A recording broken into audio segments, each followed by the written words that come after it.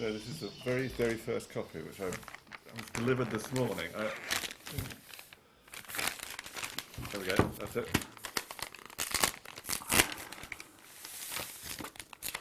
Rather like Christmas. Indeed.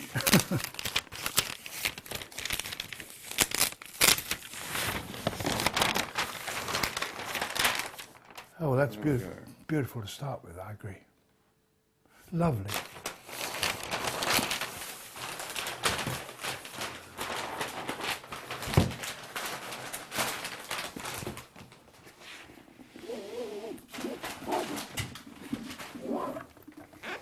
Oh, that is sensational. Most handsome. Sort of the bird. It's Gould's design, but modern. Absolutely. Well, you can imagine that recreating the feel and the spectacular nature of the bird, but in blocking was quite a problem. I've given you copy number D. I hope that was Lovely.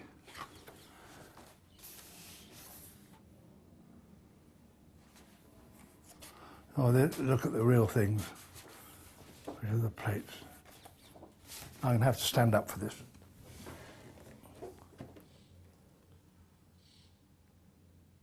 Well, it's absolute. I mean, that seems to me very near perfect, really. Because you really, I mean, I know these plates well enough, and I know the hand colouring of well enough. Of course, hand colouring does vary, but I would be hard put to it to know that wasn't hand colouring, and it's beautiful. Oh, that's great. Oh, they are. When you get birds of this beauty, and artists of this competence. Ah, look at that. The paper has a slight texture, unevenness. It has, yes, it's a sort of felt mark. And it comes with this particular type of paper. It's called Modigliani. It comes from Italy. I got every sympathy with these artists because the people who drew it haven't the faintest idea as to how the birds, as it were, looked in life. This is the 12 wire. This is my favourite. I mean, it's this incredible, outrageous colour. It's accurate enough, actually. Yeah. Yeah. But the curious thing about those quills, when I first saw them, these upturned quills, I thought it was because the bird had been badly packed, as it were, and the artist had seen. But it's not. It's like that. And we filmed this one. Actually, it was the first time the courtship had been filmed, and we discovered what it does with the quills. Mm-hmm. Do you know what it does with the quills? Rattles them together? No. No? No. The female sits on top of a snag, of a dead pole, of a tree trunk. And the male comes up and he goes round and round this snag, calling to her, and she's looking around like this. And then he makes a run up, and when he gets to the top, he turns right round and does that in her face with the quills. Which she finds deeply sexy. Nobody knew that until we filmed it. Yeah. But had you seen these plates before you'd ever seen any birds of paradise in the wild? Yes, absolutely. I saw them as a boy. You saw these as a boy? And they made a huge impact on me. I couldn't believe that this was natural.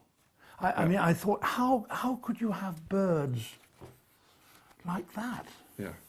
Oh, this is an amazing one, isn't it? This is the biggest, isn't that right? Well, not quite. Depends how you call big. I mean, the longest is a thing which wasn't discovered at the time that these were done, called the ribbon tail. But this is pretty big. And of course he didn't. That big? No. That big. Big. But the artist had no idea how it displayed these epaulets. He couldn't know. And indeed, again, nobody knew until, like 10 days ago. 10 years ago. What actually happens is that these epaulets, which are on the shoulder, when it displays, this bird erects these epaulets and puts them right in front of his face, so that he's just peeking out, and then he slowly goes like that. But I think actually this is rather more handsome, And because it looks rather and grotesque. the epaulets were what were left on the original corpses that were brought back by Magellan's. Oh no, Magellan didn't bring these back. No. Magellan brought the greater bird of paradise. This is a sickle-billed bird of paradise. Yes. Epimaker. So when you went to see them for real in New Guinea, you already had this. This was really the impression you had. Absolutely. And these plates are so spectacular. Did the birds seem even more spectacular, or spectacular in different ways, perhaps? Yeah. Well, that's the greater bird of paradise. That's the one that Magellan saw, and or brought back. And certainly, I've seen those displaying. And when they display, they erect these plumes in a great golden fountain above their back when the female arrives. And of course, it's very difficult to get close to these because they display right on the top of a tree. And so you have to be a pretty good tree climber or something if you're going to get right up to the top. But with long lens work, you can see the detail of how they do it, and that's a pretty good of them, representation of them, not in display, just in memory. Sure. And this is the one actually called Paradiseidae apoda. Apoda, meaning legless. Legless, because Magellan, the skins, which are traded all over the Far East as currency. The skins were currency. The skins are currency. Yes. And in order to show off the plumes, in treating the skins, they cut off the legs and they cut off the wings. Yes. And when they finally got to Europe, people said, why have they got no legs? And the local people had legs Magellan that the reason they had no legs was that actually they floated in paradise and they didn't need legs. Which is fine. Fine. Yeah. So Linnaeus, who gave them the name Paradiseidae apoda. Yes, which is 250 years later. And he's still calling it apoda. Yeah, I think he had his tongue in his cheek. Ah. Yes. Giving them names for the first time. And that is the famous plate, and I reckon that actually it's one of the classical, beautiful plates. And I saw that as I was about 10, and I've never forgotten it. And it's such a wonderful composition, isn't it? I mean, wonderful with these wires. These are naked quills coming from the tail, and then the composition there. And William Hart, who drew it, Gould was only the publisher, of course. Hart drew it, and I reckon that's one of his finest, most beautiful plates. That's a marvellous bird. Blue plumes instead of gold, and that has one of the most remarkable of all the displays. When that displays, it's sitting there on its branch, and then suddenly goes whoo, and it falls over backwards and hangs upside down with all the plumes, and it makes a noise like a malfunctioning electronic apparatus. I mean, you can't imitate it. High-pitched, warbling, extraordinary electronic noise.